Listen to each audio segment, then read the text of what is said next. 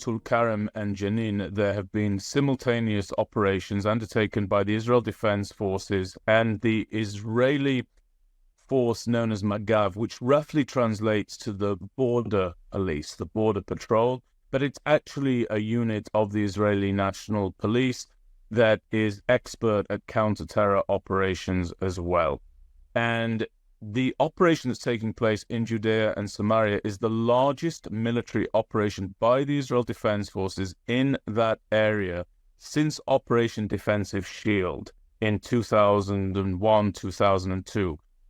It's instructive that that is the case because Operation Defensive Shield in 2001, 2002 was undertaken by the Israel Defense Forces in order to bring about an end to the homicide bombings undertaken by Palestinian Arabs against Israelis that resulted in Israeli Jews and non-Jews alike being blown apart by way of these homicide bombings on buses, in eateries, in pizzerias, in the course essentially of undertaking the perfectly ordinary. It was an unrelenting wave of terror that begot Operation Defensive Shield.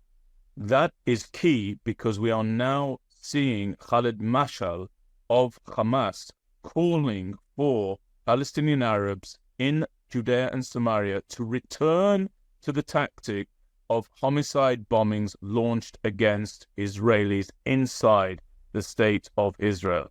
What took place in Tulkarem, what took place in Jenin, and what will continue to take place is a focused operation to interdict the supply lines, for want of a better term, of these explosive devices from these manufacturing plants inside Jenin, inside Tulkarem, and elsewhere that are being brought proximate to the fence, the security barrier that separates Judea and Samaria from other parts of Israel, and are then being smuggled into the hands of terrorists who are taking the explosives, intent on taking the explosives, and carrying out a homicide bombing such as the one that we saw attempted inside Tel Aviv just last week. So the IDF is now very busy operating inside Judea and Samaria. That work has got to continue. One of the new aspects of these operations that was not present in 2001, 2002 is the use of drones to detonate the weapons manufacturing plants, the explosives manufacturing plants that are inside Judea and Samaria being used by Hamas and other terror organizations. And also, when we operated there in 2001, 2002, we were not operating on another front, such as we're having to do inside the Gaza Strip now as a result of the atrocities of October the 7th. So it's a very complex situation in Judea, Samaria. This operation is very necessary, and it puts the lie to the idea that the Palestinian Arabs who support Hamas inside the Gaza Strip only do so because they're under the jackboot of Hamas. Well, over in Judea and Samaria, Hamas is not the ruling entity, and yet it enjoys popular support among the Palestinian Arab populace there. And it does so because they are sympathetic, too many of them are sympathetic to the aims of Hamas, wherever Hamas may be, which includes the murder and the genocidal attitude and hopes towards the people of Israel. So very complex operation, very much needed, will probably draw the ire of the international community, and that international community will have to be ignored as Israel fights for the right to preserve the lives of its citizens and its civilians and innocents. Let me get your take on this hostage rescue that has been slightly different in terms of the circumstances to previous rescues, and also what you think the implications are in terms of the degradation of Hamas's forces, the potential hunt for Yahya Sinwar, and where you think this rescue fits into the general narrative of what's going on in Gaza right now. So the Israel Defense Forces, together with the security forces of the State of Israel, undertook and brought about a rescue operation for a member of the Bedouin community inside the State of Israel, an individual who had been in captivity for approximately 326 days, or precisely 326 days, And it was a particularly complex operation for a number of reasons. Firstly, the value and the virtue of sustained interrogation of individuals captured in the battlefield inside the Gaza Strip by Israel's security forces results in the much-needed intelligence required in order to bring about a rescue operation such as the one that we saw. It was complex because it took place in a tunnel network that was complicated, that was still intact, incidentally, and it required a week-long operation by Israel's security forces, the two that I mentioned, and in particular the combat engineers.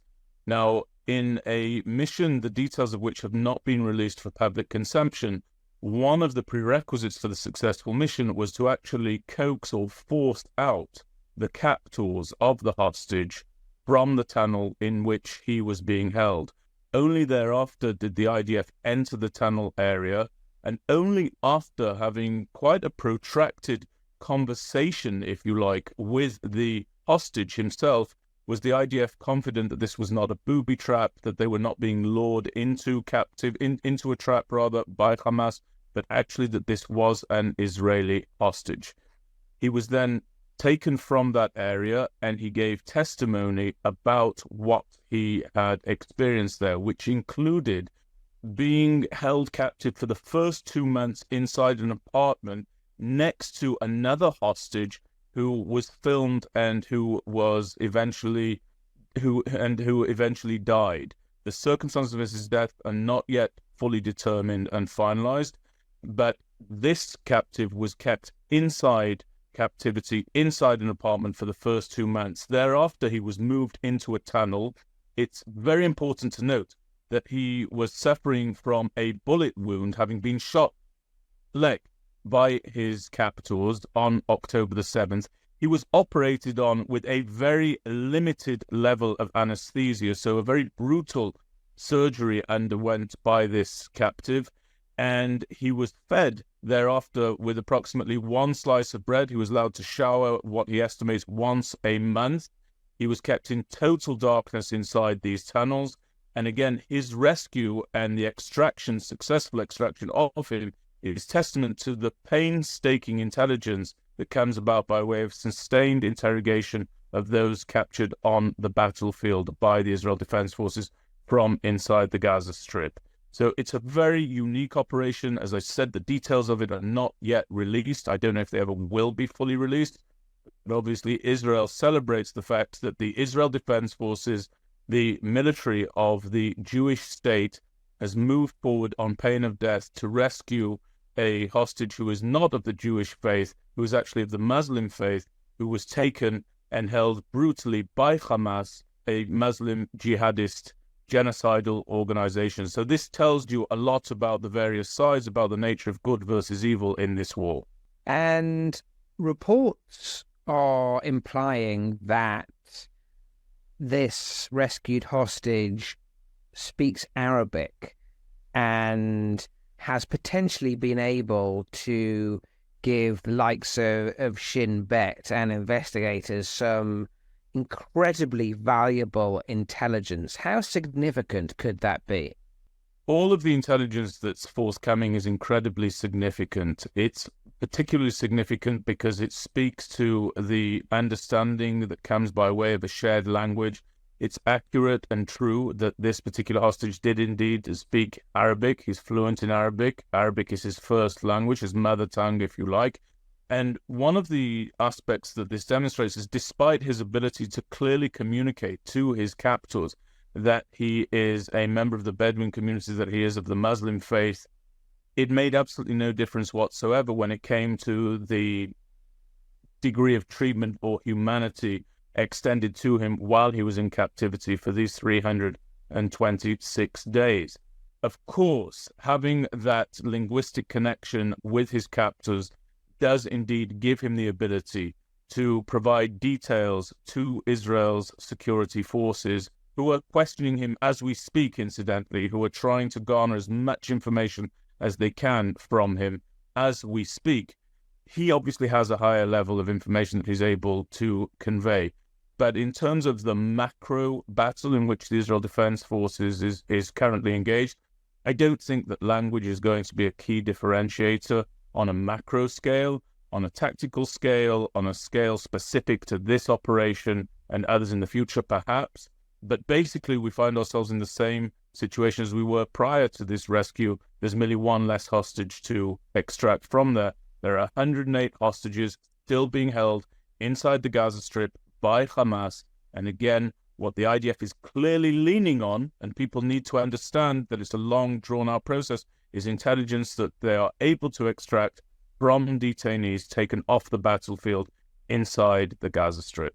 How complex is the bid to free hostages when there are some reports that suggest that Hamas themselves hold, say, 20 or so hostages, and the other hostages have been divided between other terrorist groups, the likes of Palestinian Islamic Jihad and even some lesser-known organizations, potentially even Gazans? It is unclear as to where certain hostages are. So therefore, when it comes to negotiations, who do you negotiate with? Firstly, it's not new information, but it bears repeating. When the 250 hostages were taken from Israel on October the 7th, they were not taken by one group of terrorists exclusively. They were taken certainly into the captivity of Hamas, we all know that, but less spoken about is the fact that they were taken into captivity by Palestinian Islamic Jihad and other smaller terror organizations that don't really reach the status of a terror army as we in Israel define Hamas, for example, but yet do have possession of the hostages. There's a very important aspect that comes right to the heart of the complexity of the negotiations, which is this. Hamas is negotiating in the name of Hamas. It's negotiating in the name of Hamas in the face of incredible boundaries and obstacles. For example, Yahya Sinwar is not contactable. People don't know his location. People don't know how available he is in order to give a response or a reply. He's not in constant communication with anybody at all, certainly not with the Israeli negotiating team, certainly not with the Americans, certainly not with the Qataris, and certainly not with the Egyptians. But as the head of Hamas, he is negotiating on behalf of Hamas. Palestinian Islamic Jihad is entirely different, whereas Hamas will at times align with the mission and the goal and the ideology of Iran, as and when it suits Hamas to do so, as and when their interests align. Palestinian Islamic Jihad is an out-and-out proxy of Iran. And therefore, in the case that Israel is negotiating with Palestinian Islamic Jihad, it's actually negotiating with Iran. Palestinian Islamic Jihad actually takes its marching orders exclusively from Iran, not from Hamas. It is, as I said, an absolute proxy. And as we know, there are no direct or indirect negotiations between the Iranians and the Israelis at this time. So very complex, and added to that complexity is that we're in the midst of a live, kinetic military operation inside the Gaza Strip, which of course results in an inability to know at all times where hostages are relevant to where the IDF is operating, whether hostages are being moved or not, whether hostages, as we saw recently, are killed by Hamas and then left in tunnels while the captors evacuate those tunnels and move on elsewhere in order to continue the fight or to flee the battlefield. All of those complications are in play. So from the immediate sense, the tactical sense of launching a hostage rescue operation inside a given tunnel, all the way to the communication between Israel and the Iranians, there are any number of obstacles on the road to a successful hostage negotiation. One point that people should be very, very clear about is that it's absolutely obvious that Sinwar believes the hostages to be the only life insurance policy that he has. And so the notion that if the Prime Minister were able to simply say, I accept the deal as is, that would be reciprocated in good faith by Sinwar is entirely flawed. I don't believe that Sinwar is in the business of gambling away, negotiating away the only life insurance policy he has, namely his possession of Israel's hostages. Some of them he may well give away by way of a negotiation. Others he absolutely will not give away. And that's why it's correct in my assessment for there to be ongoing robust negotiations together with an ongoing high-pressured military campaign against Hamas, against Palestinian Islamic Jihad, and against all other organizations that are holding Israel's hostages. Intelligence sources imply that Israel's IDF has been incredibly close to capturing Sinwar on at least 2 occasions. How close do you think that eventuality is?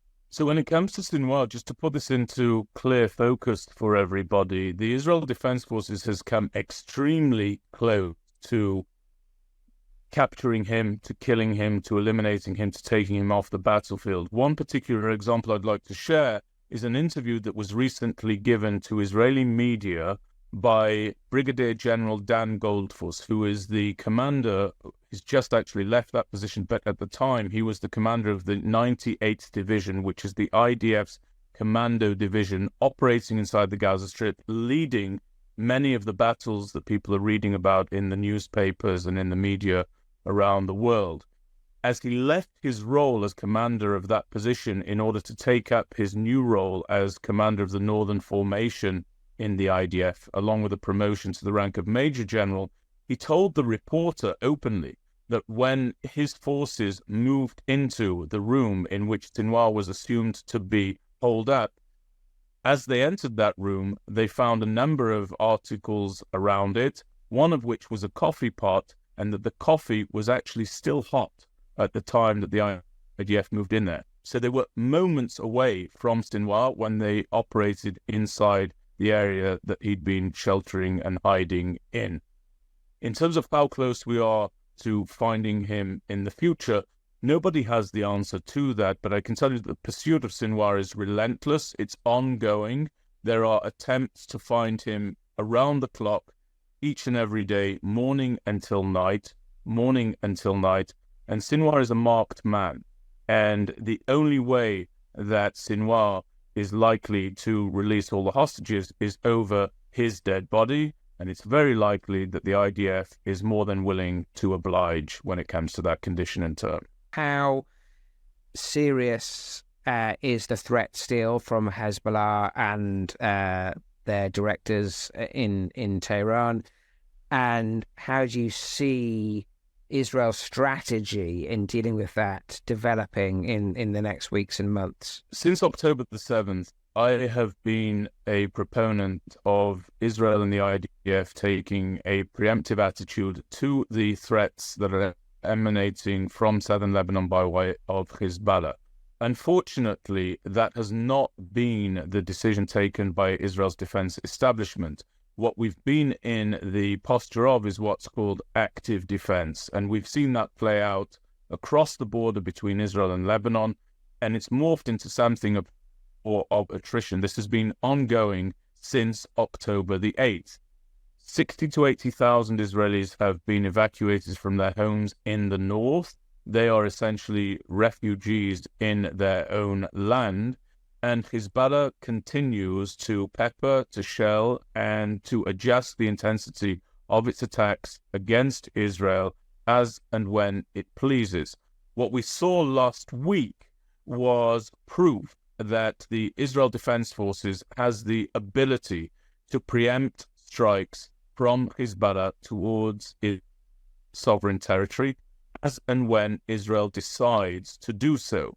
What I would like to see is Israel affixing that policy as a central plank of its operations against Hezbollah now, to take a far more muscular, preemptive attitude and posture towards Hezbollah's aerial munitions at the very least, and to severely downgrade what it is that Hezbollah has at its disposal to fire at the state of Israel by launching in an unrelenting manner a major aerial campaign against the rockets, the missiles, the drones, the holding factories, the manufacturing factories that are there inside southern Lebanon, until such time as Israel's citizens are able to return to their homes in the north with the clear understanding that the threat has been reduced. At the moment, Israel's citizens, those who have been evacuated, are living with the possibility that they might be moved back into their homes or induced to moving back into their homes in northern Israel,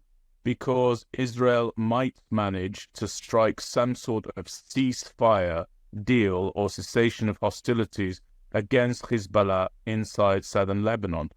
That is not a sufficiently secure prospect for the citizens of Israel. The only thing that will be a sufficiently secure prospect for those citizens is real evidence that the IDF has severely militarily downgraded Hezbollah's potency and the threat that it poses from southern Lebanon by way of a sustained military operation and series of operations against Hezbollah's capabilities, the like of which we saw a glimpse of just last week. So a very important operation.